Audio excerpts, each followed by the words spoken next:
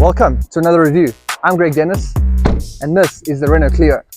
So stick around because I'm going to do a full review. We're going to have a look at the outside, we're going to go on the inside and take it for a drive. And we'll find out if it lives up to the GDR test. Should you get it? Should you drive it? Or should you remove it from your list of cars? Let's go check it out.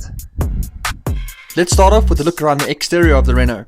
And as you can see, the biggest difference between this and the 4 is that it's got these brand new headlights which look incredible.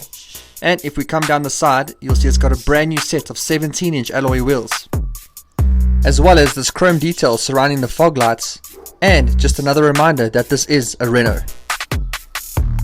And the chrome trim continues all the way down the side of the car, incorporating some Clio badging, and you'll see in the rear that there's disc brakes, which means there's disc brakes on all 4 corners of the car.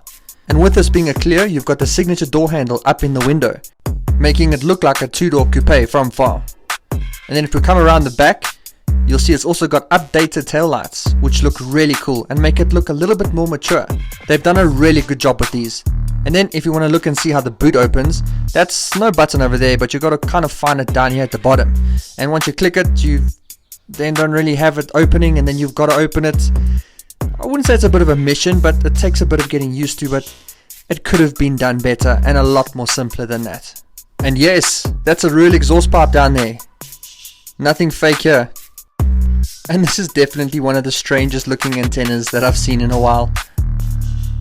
And now we're on the inside of the Renault Clio. And as you can see, it looks incredible. And it looks as comfortable as what it is. And I'll start off at the back here. And as you can see, we've got ISOFIX points on both sides. And the ISOFIX points carry through into the front seat here too. And while we're on the front seats, we can actually admire the craftsmanship that's gone into this. You can see you've got different types of materials, and you've got stitching and this contrast beading on the sides here. And together it looks great. And I've said it before, the French know how to design cars, and it's evident with the seats here. And now we'll go to the steering wheel, and it is leather wrapped and it feels really comfortable, and it's not too thin either. So it does feel sporty when you need it to be. And it does have all the steering wheel mounted controls that you can need, your cruise control this side, and your telephone and your multimedia and songs and stuff here, and some buttons to control the display in front of you. But where's the volume, you may ask? And not just there, but it is hidden behind the steering wheel back here. And you can see that it's got this little scrolly wheel here for your songs, which you do tend to skip a few songs when you're on the road because it moves quite quickly. But there is also the volume up and the volume down. And then what does the driver see? And in front of us here, we've got the upgraded driver display, which is a 7-inch digital display. So we've been pretty blessed. But this will house everything that you would need, from your speed to your rev counter. It'll also display your different themes here. So if I go into sport, you'll see it changes to a more sporty dial with your rev counter being quite big and large. And if I go into eco, it makes everything green, and it kind of just makes you focus on your speed. And speaking of the infotainment, you do have this upgraded and optional extra 9.3-inch display here, which is your infotainment, and it's pretty easy to use. The only downfall that I have had with it is with Apple CarPlay, and that's where Apple CarPlay just tends to freeze and be quite slow and that sort of thing, which is quite frustrating when you're driving. But other than that, the actual built-in operating system that they've got here is quite intuitive and quite fast, and I don't seem to have any issues, and it's pretty customizable, so you can change the types of widgets that you want to see on what screens, and you can set whatever profiles you need to. So it's quite easy to use and user friendly. And thank you, another auto manufacturer that's decided to split the climate control from the digital infotainment. So thank you, it makes it so much easier to use when you're driving.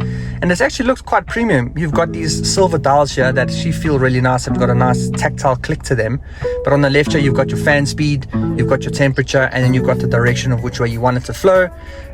You've got the aircon and obviously everything else that you would need. And then down here, you've got 2 USBs and your aux in. So, I mean, however you want to listen to music, you can, whether it's through your auxiliary, the Bluetooth, or Apple CarPlay, or Android Auto. The options are endless. And while we're down here, you'll see that you've actually got this strip of ambient lighting. And the ambient lighting is there, and it's in the door pockets of the 2 front doors that you can see over here. But that changes color depending on what sort of theme you're in over here. So if I go into sport, you'll see it changes red. If I go into my sense, which is your customizable one, you can change it to whatever color you want. So yeah, that's pretty cool. And then you've got the gear shifter, you've got your 5-speed manual with reverse, which is quite nice because on this option too, if you put it into reverse, you've got a reverse camera with sensors. So yeah, really, really handy, and you shouldn't ever bump into anything. And then from a storage point of view, you've got these massive pockets here in the doors. You've got a glove box that's, yeah, I mean, that's quite a decent size there too. A small space, and you've got a bigger portion down at the bottom. You've got your wireless charging down here, which you can put anything onto as well. But I warn you, if you do put anything on here, it is going to shout at you and tell you that there is stuff here, you need to move it, and it does it all the time. Can't get away from it, so I don't know, a little bit of a downfall there. And then you've got two cup holders here, and you've got the sliding armrest, which is actually quite comfortable, and a little pocket down there. And then you've got the matching storage here in the door. So yeah, a really impressive interior. Soft touch materials on the doors, on the dash, everywhere where you do want to feel and touch things, it feels really nice. It's not hard plastics everywhere, is what you would expect. So yeah, pretty impressive for this particular unit, which sells for 350,000. Okay, it's now time to take the Clio for a drive, the most important part of the review. So let's see how that goes. Stick around because this is going to be fun. Okay, let's take this Renault Clio Intens out for a drive. And off the bat, I do need to say that it is a little bit noisy. The engine does seem to be shouting at me quite a lot here, but I think that comes with the territory of it being a 1 litre 3-cylinder. I'm not sure if you can hear that, but yeah, it is a little bit rowdy, but it performs really well. It is a 74 kilowatt engine, and it is a relatively small car, so you know, power to weight definitely plays in its advantage. But let's have a see what it's like to go uphill, because I think that's where it might struggle the most, because it does only have 160 Newton meters. So does it have enough push?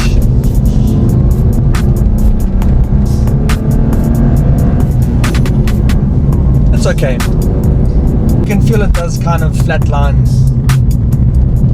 at a certain point up that hill, but you know, if you are driving this every day, I don't think it's going to make a massive difference. You're not going to be climbing Mount Kilimanjaro on a regular basis, so yeah, not bad for pulling power. And as I mentioned before, it is only a 5-speed manual. Us in South Africa don't have the privilege of getting an auto, but hey, I don't mind. Being a car guy, being in control is quite cool. But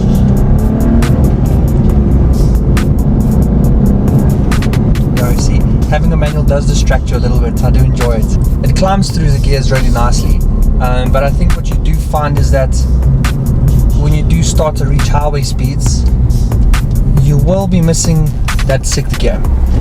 And I think I've mentioned this quite a lot in some other reviews, like I have on the Suzuki Baleno, that if you are really trying to reach those high fuel economy numbers, 6th gear is going to make a massive difference. And when it comes to driving comfort, I've got nothing to complain about.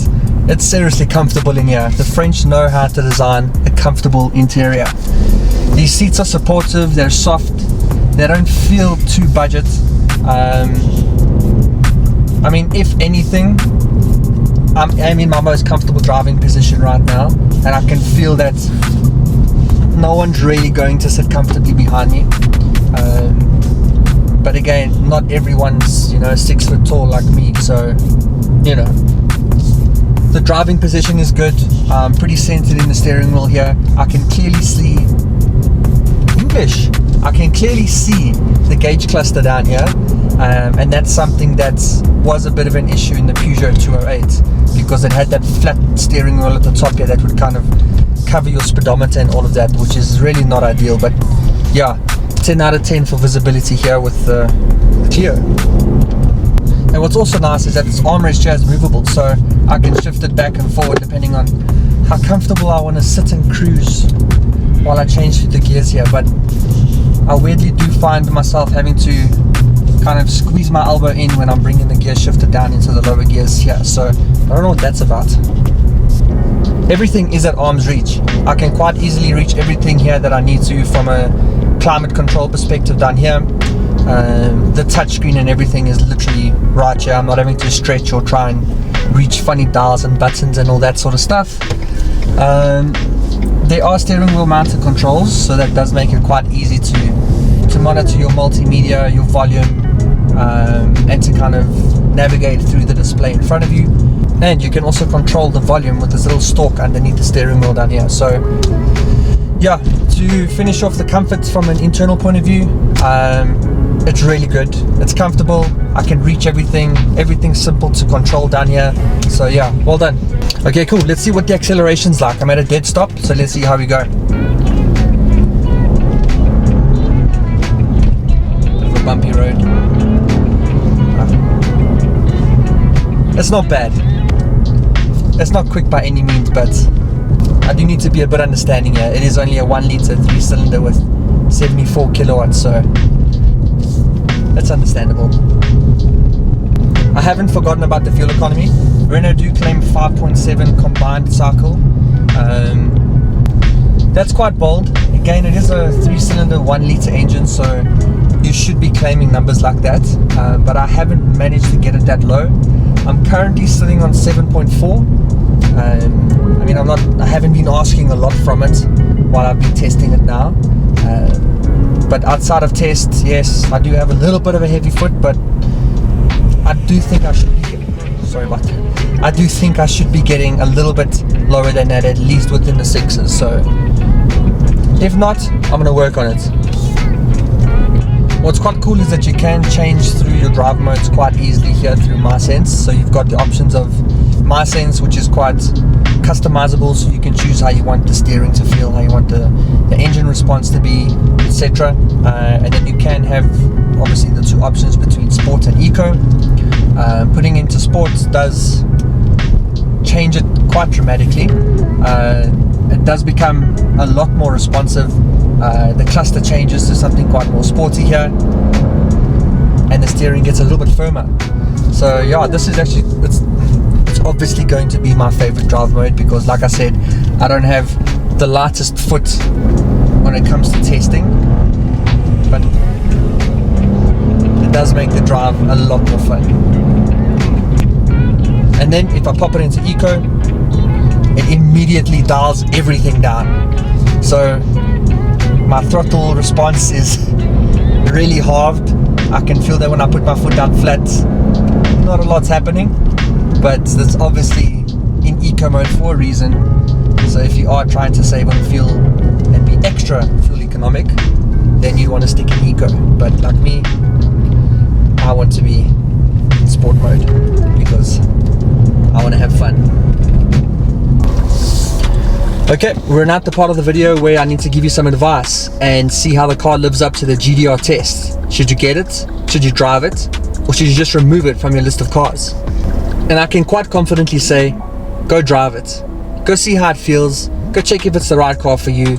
Do you want to be in a French car? Do you want to be in a German car? Weigh up your options, but all I can say is that this is a great car. It comes as a full package. It's comfortable. It looks great. It's probably one of the better looking cars in the segment, but it's going to be very difficult to try and convince a South African audience not to also go and try the Polo. I personally haven't been able to test the new Polo yet, but when I do, I would love to come back to this review and hopefully give you guys a better indication of where this sits. So for now, please go and drive it, check it out, see if it's the car for you, and if it is, let me know. And thanks again for watching another Greg Dennis review. I hope you enjoyed it. I hope you learned something. And if you didn't, I hope you just had fun watching it. Please don't forget to subscribe if you want to see more content like this. And if you enjoyed the video, drop a like below. I'd really appreciate that. But until next time, I'll see you on another Greg Dennis review.